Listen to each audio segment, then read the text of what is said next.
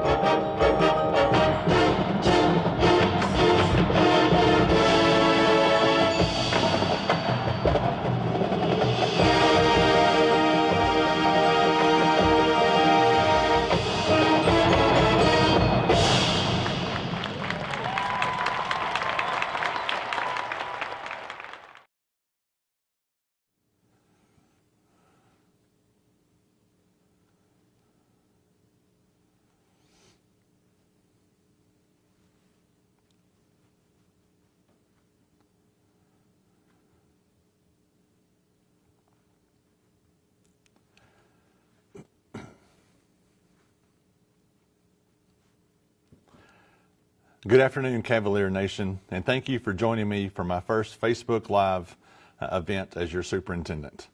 As we waited for additional viewers to come onto this feed, I hope you were able to enjoy a few minutes over watching the band's performance at the state UIL marching contest. Our band performed there 2 days ago and did an amazing job representing Lake Travis ISD and this community as a whole. It was fun for my wife and I to be able to attend the event, as well as our son Caleb, and watch these amazing students and directors perform on the grandest stage there is in the state of Texas. We are very proud of these students, the band directors, the assistants, as well as the parents who help support these students and this band program through unprecedented times during this fall semester. So congratulations to the students. Making it to the state marching contest is simply amazing, and to perform the way that you did. We are all very proud of how you performed and how you represented each and every one of us. The purpose for the call today is to update you on a few of important events and upcoming initiatives that I want to make sure that you're aware about and prepared for as we head into the winter break. At the conclusion of the presentation, we will take some questions through Q&A, but if you don't get your question answered, or if you think of questions after the presentation, feel free to email those in. You can send them to info@ltisdschools.org. That's info@ltisdschools.org, and we'll be happy to answer those questions for you as they come in. Also, if you miss any portion of this event, the event will be posted in its entirety on the Facebook page and the district's YouTube channel, LTISD Schools. Let's begin with what's on the top of everybody's mind, and that's COVID. Last week, CDC and prevention released options to potentially reduce the quarantine times for people in contact with people sick with COVID-19. Upon further review and discussion with representatives from these entities, and taking into consideration our local conditions, Lake Travis ISD will continue with our current practice of a 14-day quarantine period. That is what CDC recommends and what we think is best and believe is best for our students and staff to ensure that we keep a safe environment within our schools. As you likely know, we are currently in stage 4 in Travis County based on risk-based guidelines, and Austin Public Health officials warn us that if the conditions continue to surge, local hospitals could be forced to turn away coronavirus patients.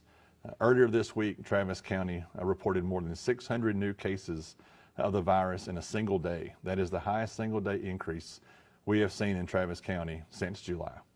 Currently, the 7-day moving average in Travis County is in the high 40s.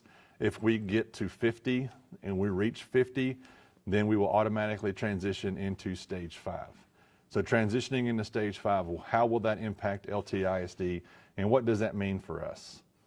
Under stage 5, health officials would recommend a curfew, urge restaurants and businesses to return to takeout and delivery options only, and possibly call for extracurricular school events to stop. We want to make sure that we give our student athletes a chance to perform just like our band was able to perform this year. We want to make sure that we can continue with our extracurriculars this year as we're in basketball, track, golf, several other events, swimming, that continue to go on in the spring semester. So we encourage you to please follow the guidelines, be safe, so that our student athletes and our students can continue to perform in the activities and events that they love to participate in. In order to curtail what officials predict to be a significant surge in cases in January, health officials are encouraging us all to stay home for the holidays. Prior to Thanksgiving, we had a total of 6 staff members that had COVID-19. We are currently at 25. On the student side, we had 24 cumulative cases prior to Thanksgiving. So from the beginning of school to Thanksgiving, we had 42 total cases. We are currently at 78 total student cases. So you can see that our numbers have risen quite a bit over the last 3 weeks. So we want to encourage you that as you go about your daily lives, please be safe so that we can continue to keep schools open and continue to provide as many opportunities for our students as possible. One thing that we do know, and coming from the health officials, is that this disease has not transmission during time in the classroom. So we are not seeing transmission take place in our classrooms, in our schools. It is occurring in some of the athletic realms, such as basketball, some of the extracurricular activities, but as far as in our classrooms, we have not seen that take place. And the ones that we have been in a very small percentage. But there is a light at the end of the tunnel. The vaccine has arrived in Austin, and while that's encouraging, health and government officials say it may be a few months before the general public can receive the 2 vaccine doses that are requested. According to the state, the first tier of Texans to receive the initial rounds of vaccinations include hospital-based workers who are in direct contact with patients, staff at nursing homes and long-term care facilities, emergency medical service providers, and home health aides who manage vulnerable and high-risk patients. If there are enough doses, the state has identified a second tier of healthcare workers, including school nurses, who will be eligible for the vaccine. Some educators are advocating Governor Abbott to recognize teachers and school staff as frontline workers so they can be among the first groups of Texans able to get this vaccine. As they say in the news business, this is a developing story, so we will continue to keep you updated as new information becomes available. Again, as per medical experts, schools are safe environments where transmission of the virus is occurring at a very, very low rate. So at this moment, we're not making any changes to our protocols as it pertains to COVID-19 or to our instructional settings. APH will continue to advise schools and provide guidance as those conditions change. And I can assure you that we have multiple calls throughout the week with Austin Public Health. They are very open to conversation and very forthgiving of information. And so we want you to feel safe sending your students to school, that we are doing everything we can to keep our schools safe for our students as well as for our staff, to where we don't have transmissions of this disease on our campuses. It goes without saying that health and safety of our school community is of utmost importance. Therefore, our plan is to remain flexible to accommodate potential changes and guidelines which may be needed as we continue through this process. So even over the winter break, we will continue to monitor the disease, work with Austin Public Health, and keep a tight rein on the numbers that are happening in our community, in our county, to where we are ready when school starts to be able to make decisions if we have to transition in any way. But right now, our main goal is to not let our guard down and be vigilant in making sure that we're doing everything we can to eliminate the spread of this virus. So I encourage you to take all the precautions necessary to minimize the spread of COVID-19. That way we can keep our schools open and we can keep our students performing in events that they love to perform in. Anyone who is sick or been exposed to others who have been sick, we encourage you to stay home. Make sure that you are taking all the safety precautions. If you do decide to leave town, please be safe doing so. When you come back, please be safe doing so, because we all want our kids to have the option to come to school if at all possible. Speaking of current instructional settings, let's talk about in-person versus remote learning here for just a minute. Each October, we have Snapshot Day, which occurs the last Friday in the month of October, and we continue to watch those numbers and see where our enrollment continues to stand each year. As of Friday, October 3rd, snapshot date, our official enrollment was 11,003 students.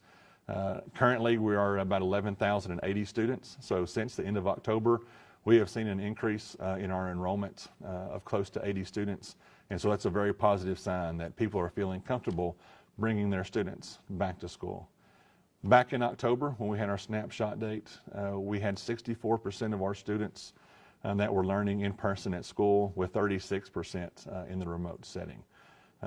As you know, our change in instructional forms were due back on December 4th for this next grading cycle beginning in January. And so we do have that data to see where our families are sending their students in the spring. Will they keep them at home or bring them to school? When you look at our high school students, we have 57% of our students that, as of today, are registered to be on-campus learners, with 43% still being remote. When you look at our middle school campuses, all three middle school campuses are at 78, 77%. So right at 78% of our middle school students will be in person when we start back in school in January, as of today, with 22% still utilizing remote instruction. When you look at our elementary campuses, in totality, 76% of our students will be utilizing in-person instruction, with 24% still utilizing remote instruction. And this is an option that we want to continue to have for our families, where they have the option to choose between in-person instruction on our campuses or remote instruction at home. And we know every family situation is different, and so we're very encouraged that we're going to be able to continue to have this option for our families as we go into the spring semester. As I mentioned earlier, we do not plan to make any changes to our current instructional settings. Those will continue as is. Just as a reminder, a student who is currently an in-person learner on campus may transition to remote at any time. And so if we come back in January and your child is signed up for in-person instruction and you want to transition them to remote, that can happen pretty quickly. However, if your child is signed up for remote instruction, they have to stay in remote instruction until our next grading period change, which will happen in March. So we'll be sending out more information about when those instructional setting forms are due to change that setting for March, but we will continue to keep both of these options throughout the school year. So we're very proud of our teachers and our staff. This has been a very challenging semester. When you look at remote instruction, in-person instruction, students transitioning back and forth, families and students and staff who have had to be quarantined because of close contact, being able to transition instructional settings has been vitally key for a good percentage of our students and our staff. And so we're excited that we're going to be able to continue that in the spring semester to where our students can continue to be in an educational setting. The next thing I'd like to spend a little bit of time on is our recent Thoughtexchange.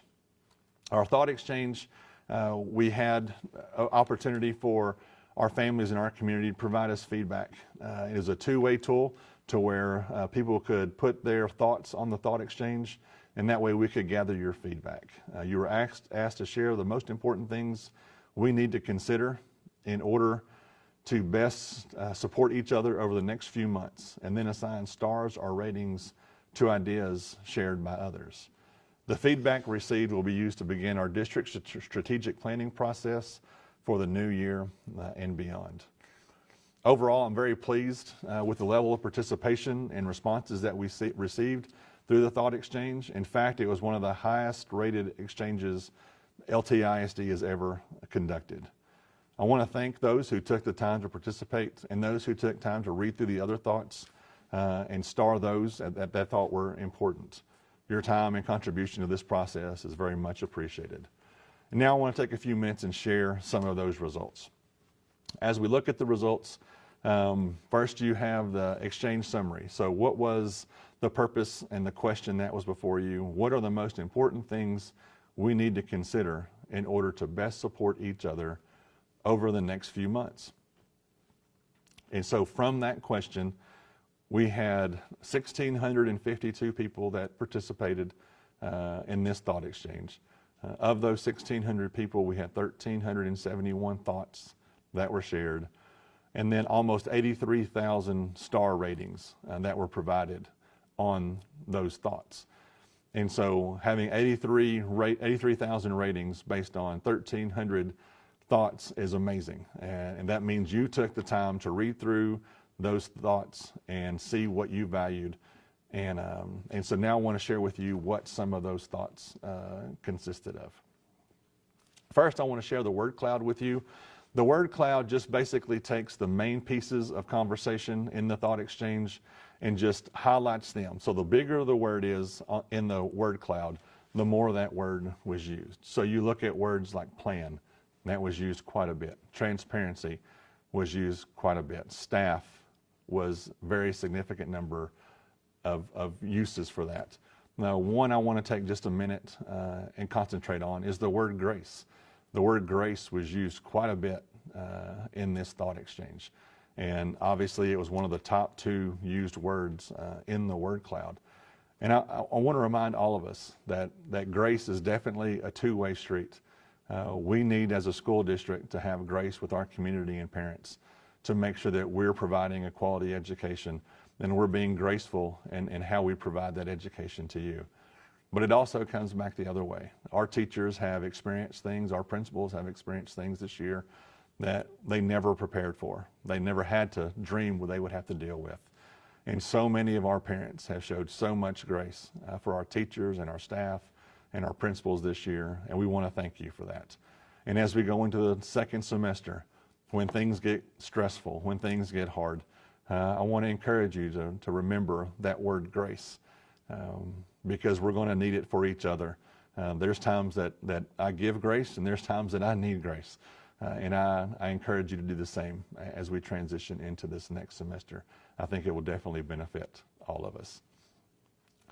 Now looking at the key thoughts in the thought exchange, this presentation will be available on our district website, so I'm not going to take the time to read through each piece, but you can look through these and look at the key thoughts. These are the ones that rated the highest overall. So bringing teachers into the conversation before decision making, that was the highest key thought in our exchange, and something that we will definitely continue to look at and address. And so you can look through this page and see the number of thoughts that we have and the stars that were utilized.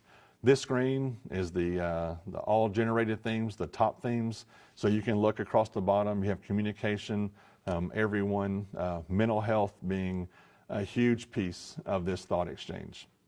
What are we doing to make sure the mental health, not only of our students and our community, but also of our staff, because this has been a very stressful time for our staff as well. So this kind of hits on the main themes throughout the thought exchange. And so you can look at those on the website as well.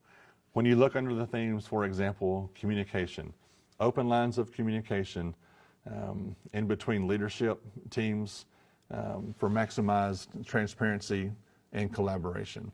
And then clear communication. These are things that we read consistently through the thought exchange and that we will utilize in our strategic planning process in the spring semester. And we'll also work to deal with immediately, because we want to make sure that we're communicating with our staff and our community in a very transparent way, in a very clear way. And so that is definitely come through very clear through this thought exchange, and something that we will continue to address. The word everyone, was used quite a bit in this process. Giving grace to teachers who are juggling so much. So while it doesn't have the word everyone in there, it talks about people in groups. And so that's how it keyed on that one. Giving grace. You can see both of these top two in the everyone theme was about giving grace. And so making sure that we're giving grace both ways to make sure our staff is well taken care of, our students are getting what they need, and as well as us giving grace to our community to meet the needs that they continue to have for a high-performing school district. And again, mental health was the third highest theme. Mental health and physical health of our teachers.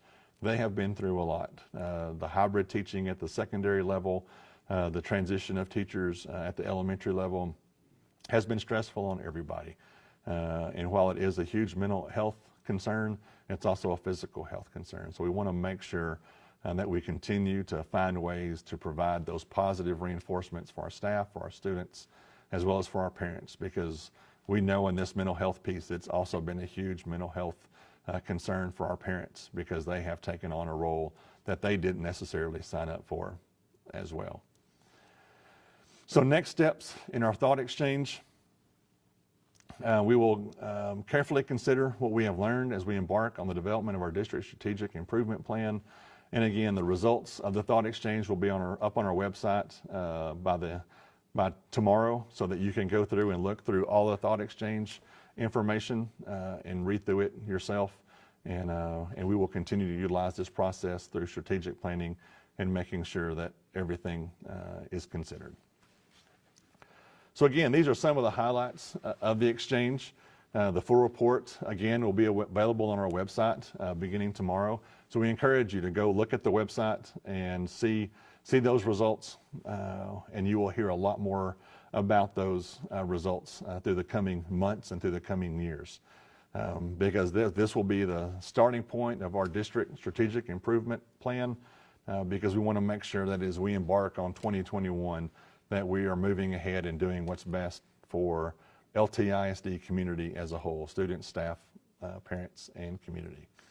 So now I want to take a little bit of time and highlight major initiatives for 2021. First, I've mentioned a couple of times the district strategic improvement plan. The district improvement plan we will begin early in the spring semester.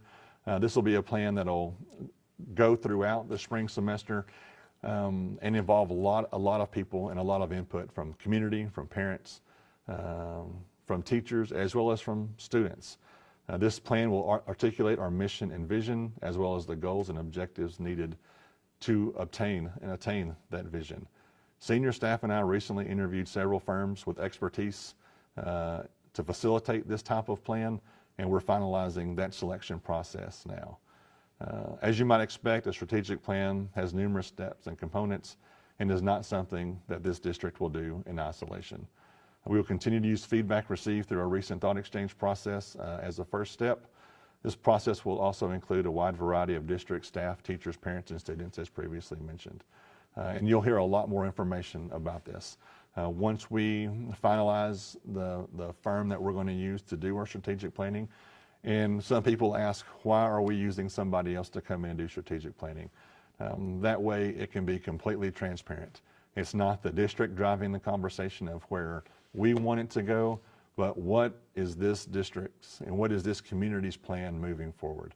What does the community expect from our school district to where we can better serve you as a community, and we can better serve our students as they go through LTISD, but also beyond LTISD. So you will get a lot more information about that in the coming weeks. Right after the holidays, we will definitely be full force with our strategic planning initiative and getting that lined up, and you will hear a lot more from us about that.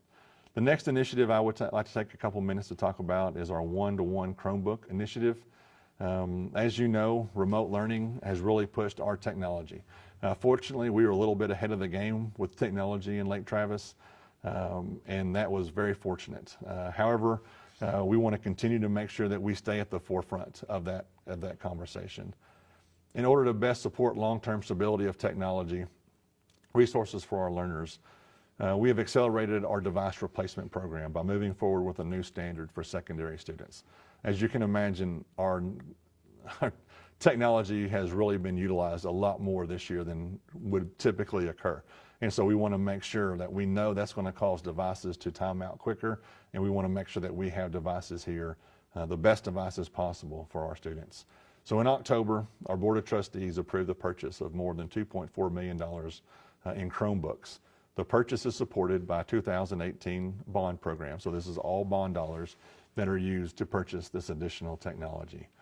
The devices will allow for one-to-one distribution at our secondary schools, starting with Lake Travis High School, and then we will transition to the middle schools. At the elementary level, we will continue with classroom sets of devices. The distribution of Chromebooks at Lake Travis High School will begin on January 11th.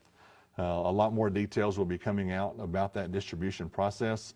You can expect lots of information when we get back after the holidays, and making sure that we get these devices out to our students in a very timely manner. Next, I would like to talk about legislative priorities. As most of you know, the Texas legislature will go into session on January 12th, the day after we start our technology distribution process. So the 87th Texas legislative session will convene at the state capitol here in Austin. Last night during our December Board of Trustees meeting, we reviewed a set of draft legislative priorities for our district. These priorities will be shared with area legislators and will focus primarily on school funding. So specifically, we've asked our legislators to look at quite a few different pieces, making sure that they understand what we need as a school district and what we need as a community to continue to provide a great education for our students. First, we want to ensure that the fast growth funding is available for our students. Fast growth provides about $2.5 million worth of funding to our district. School funding lags behind enrollment, and so we have to ensure that we keep that fast growth allotment in place. Legislature is considering cutting some dollars to education. This is vitally important to the continued success of Lake Travis ISD, so we can provide a great education for our students while also being in a growing district. Continue House Bill 3 funding at the current level. House Bill 3 was a huge initiative out of the last legislative session 2 years ago that provided a lot of dollars for education. We want to make sure that continues. And then, so you can see through these legislative priorities, there are a lot of things about funding. We want to make sure that we stay on top of funding. Remote learning being a possibility down the road for school districts. We want to make sure that is funded at an appropriate level. And then ballot language for elections. We want to make sure that is very clear for our taxpayers. Hold schools hold harmless for funding losses during this school year. That has already happened this fall semester. We've been told it will not happen in the spring semester. That doesn't have a huge impact on Lake Travis ISD, but it could if the situation changes. So that's a very important piece for our school district. Federal funding, making sure it gets to school districts because it's not right now. Fund balances being kept in school districts. There's a lot of conversation that school districts will be requested to use their fund balance to help balance the state budget.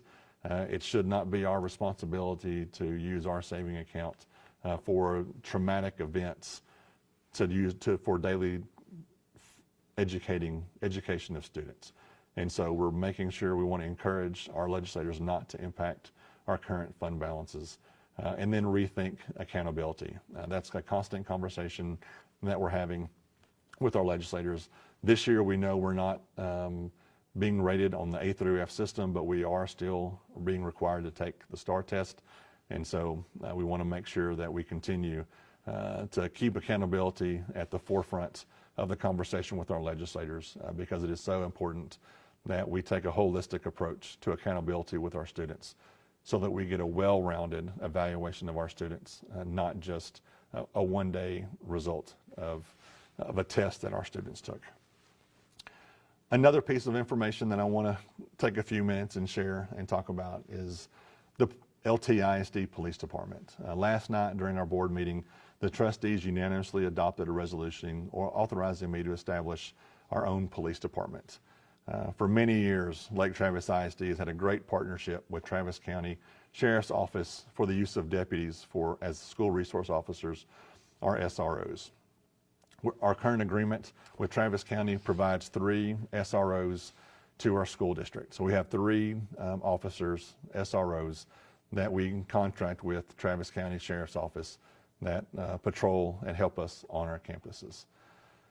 As we look to the future of our district's security personnel for 2021 and beyond, we have determined, because we continue to grow, we know we're going to be adding additional campuses, that the establishment of the district police department is in our best interest.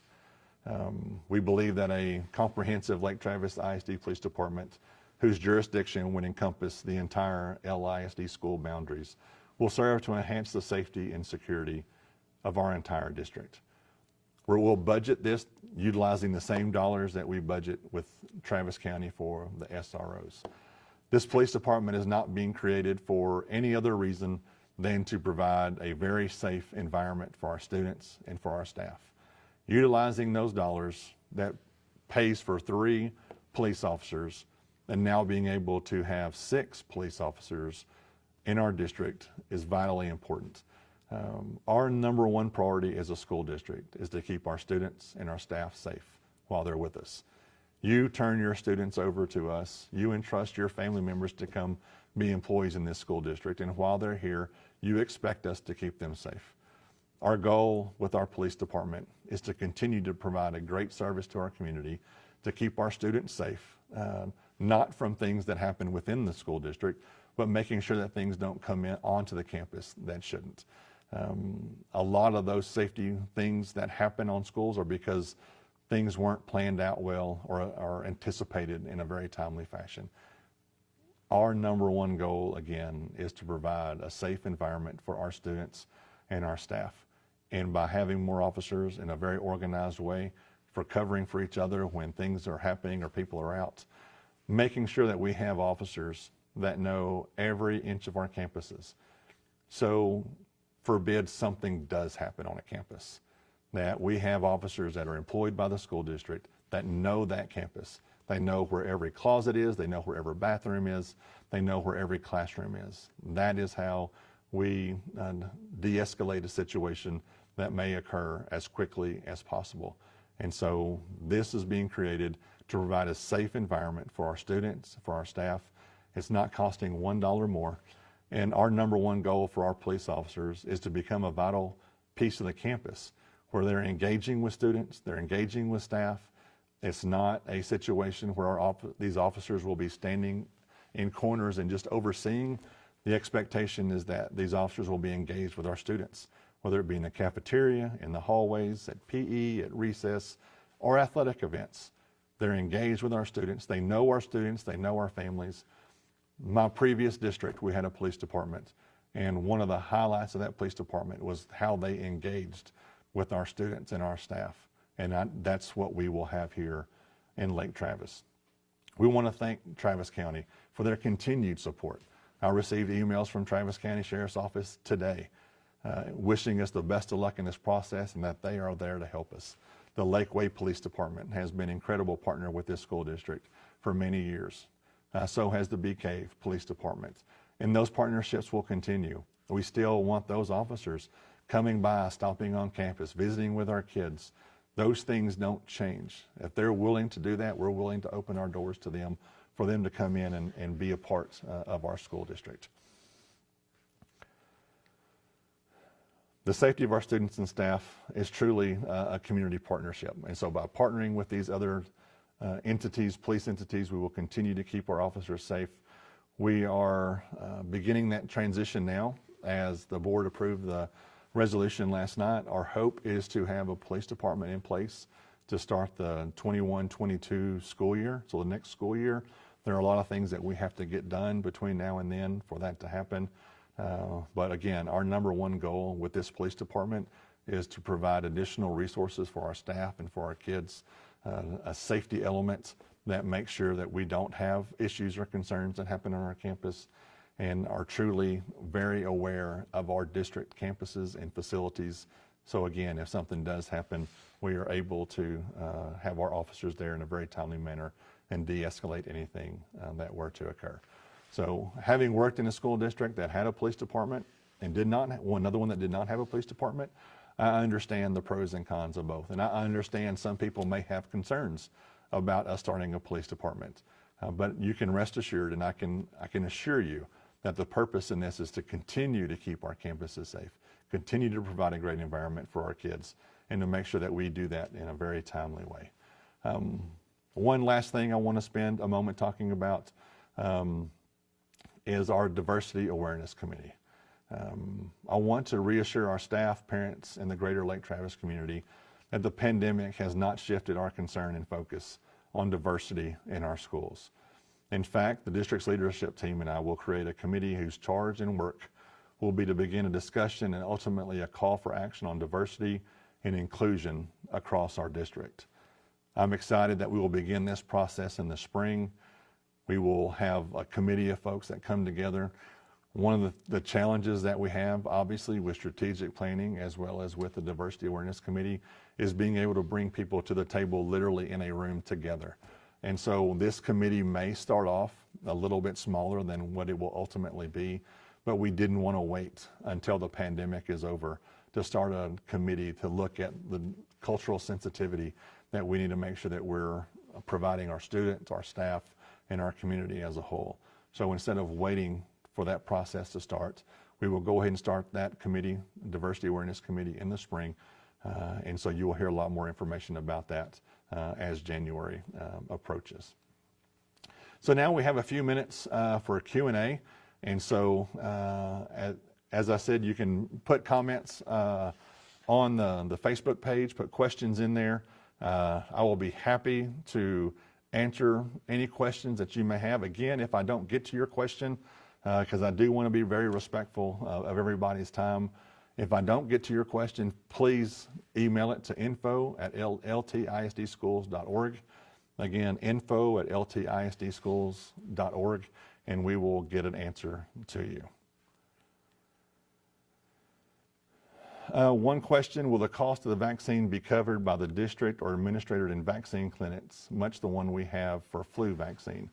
We will look into the vaccine availability and associated for cost for those who may be interested. We still don't have a lot of information about the vaccine. Obviously, it's here in Austin now.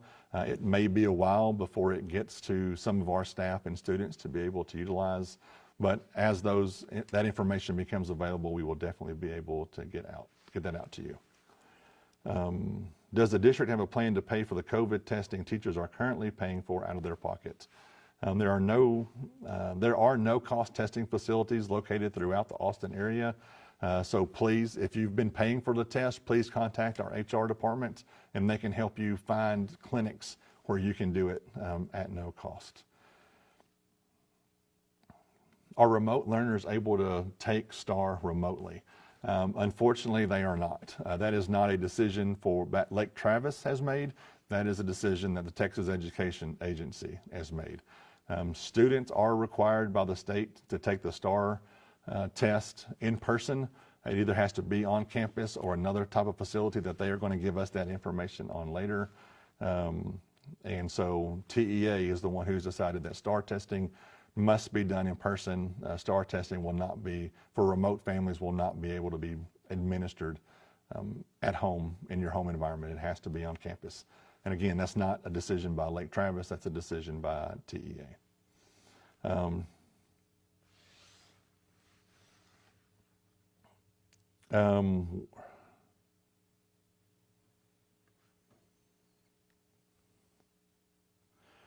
Where will be the checks and balances be on the LTPD? Who will be there? Outside invested interest to ensure accountability for the police department. We will continue to have MOUs with other surrounding agencies to help make sure that we are doing things the way that we are supposed to do. Obviously, our police department will have to follow the laws of the state of Texas. Now, that's one misconception that people have about school district police departments, is that if you have police officers in your school district, employed by your school district, they are licensed in the same way any other police officer in the state of Texas. They have the same requirements, they have the same controls that any other police officer in the state of Texas has. And so other entities will be watching out. We will have to register with TCOL and be a part of the TCOL process. And if our police department is not following the appropriate protocols, those things will be addressed and administered as those things happen, no different than they do with any other department or agency within the school district. And so our police department will have a very high standard of expectations. Having worked in a school district that had a police department, I'm very familiar with what that process looks like. One of the processes of the police department is that the chief of police by statute is required to report to the superintendent. That's not a decision that a school district can make on its own. That's a requirement in a statute in the state of Texas, is that the chief of police must report to the superintendent. And that way the superintendent knows what's going on in the school district. Obviously the Board of Trustees is directly oversight of the superintendent. So if things aren't done appropriately, then the school board will act and shall act per law to make sure that those things are not allowed and do not happen.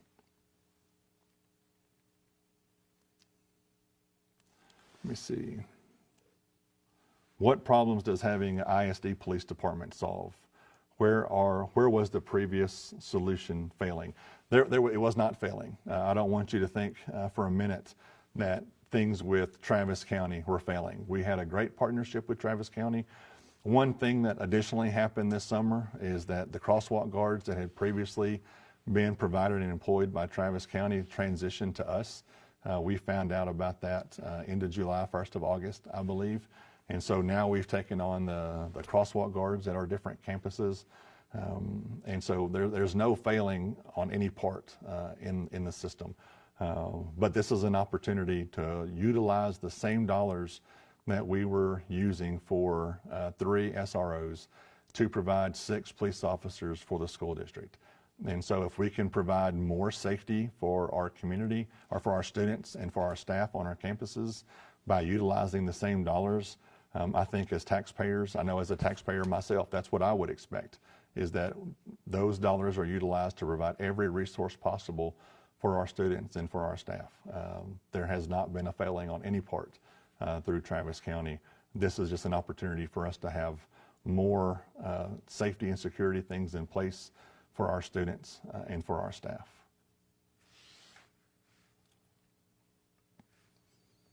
Who is the boss of the police department? We will hire a police chief who will lead that department, and the police chief will report to the superintendent. Will there be a property tax increase to fund this increase of security? Again, it is not an increase in cost. There is a one-time cost of creating a police department. That cost will come out of bond dollars from the 2018 bond. Part of that bond was security measures. And so those startup costs will come from those dollars, but the year-to-year cost of the police department will be no more than what it currently is.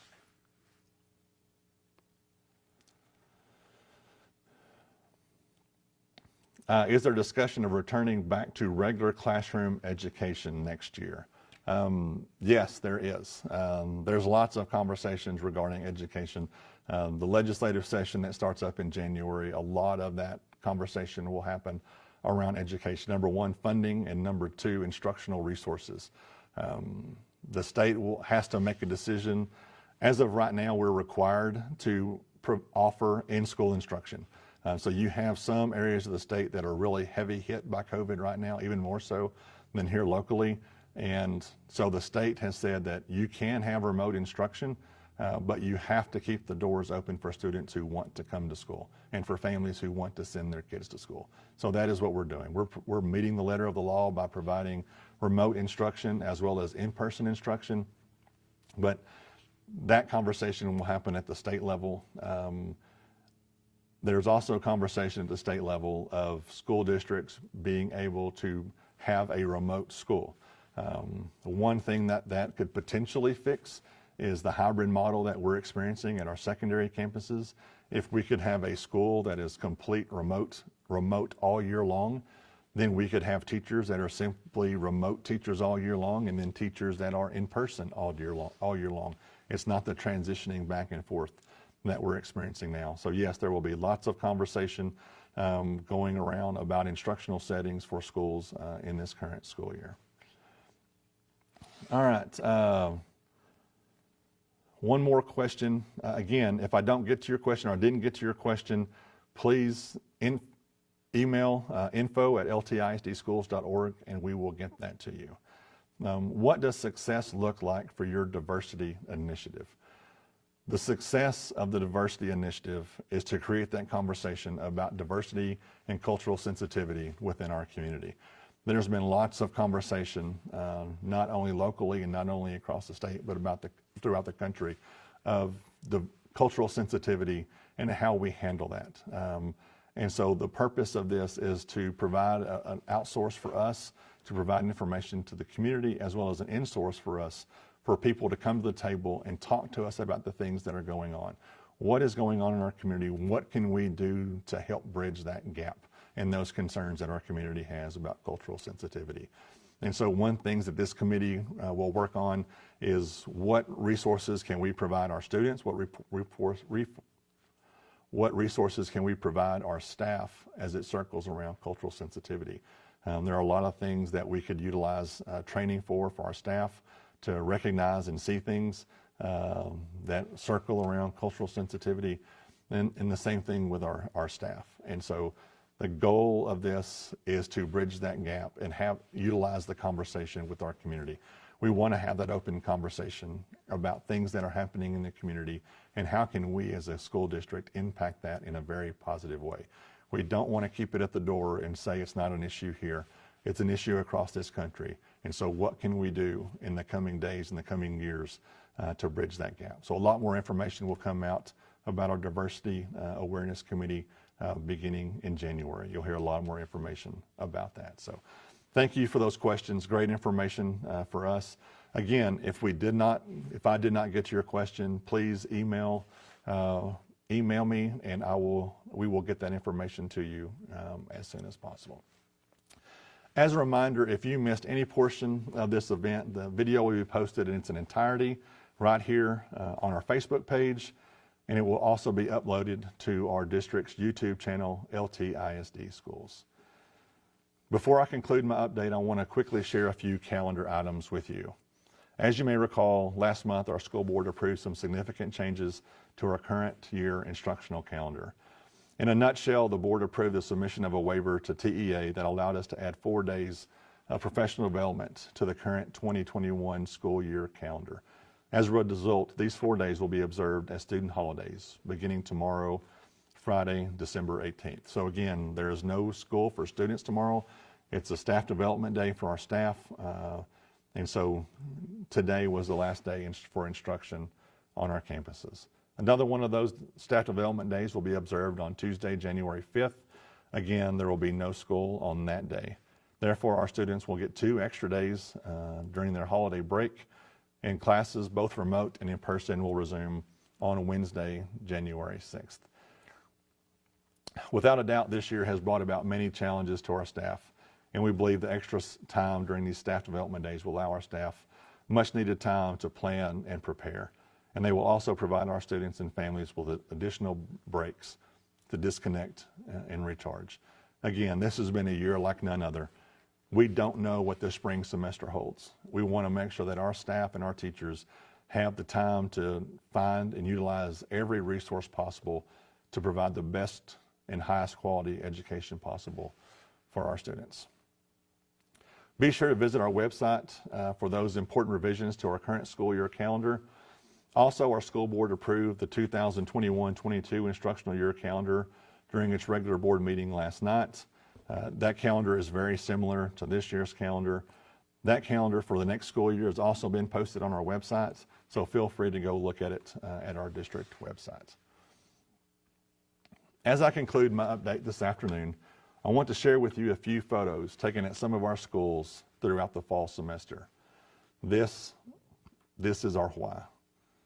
This is why we are gathered today, not just for an update, but to pause and remember our why. At our district convocation in August, I encouraged our staff to remember their why they decided to get into education. Knowing this semester was going to be difficult, I encouraged our staff to remember their why, because we knew we would face challenges this semester like we've never faced before. As you look at these pictures that go across the screen, you can see kids engaged, teachers happy to have their students in class, engaging students in the classroom as well as online. This, again, has been a year like none other, and this is our why. We want to positively impact our students. We don't want a pandemic to hurt our kids and their educational future. And so we thank you as a community and as parents for supporting our teachers during this incredibly difficult semester. Yes, this semester has provided many challenges, but I'm so proud of our staff, especially our teachers, for all that they have done for our students. Yes, our teachers are staying safe, and they are working tirelessly hard and have dealt with some very unique situations they never dreamed they would have to face, or did they ever anticipate that they would have to face when they decided to be a teacher and get into education. So I want to encourage our community and our parents to thank our teachers and our staff for going above and beyond these past 9 months. Yes, we don't always agree on everything, but I believe that we can all agree that our teachers have dealt with a very tough semester, and they've all done it with a smile on their face and with a heart for their children, their students. Please join me in thanking our teachers, our aides, our office staff, our cafeteria workers, our bus drivers, our maintenance workers, our administrators, and the list goes on and on. I know I'm thankful for each and every one of them. Join me during this holiday season and thank them for a job well done. I hope that during the next couple of weeks, you'll be able to disconnect, relax, and enjoy the winter break with your family and with loved ones. We look forward to welcoming our staff back on January 4th, 2021, and students on January 6th as we continue our journey together through a year of learning transformed. Until then, stay safe, stay home, and have a restful holiday break. Thank you for joining me today. I hope you have a very Merry Christmas and a Happy Holidays.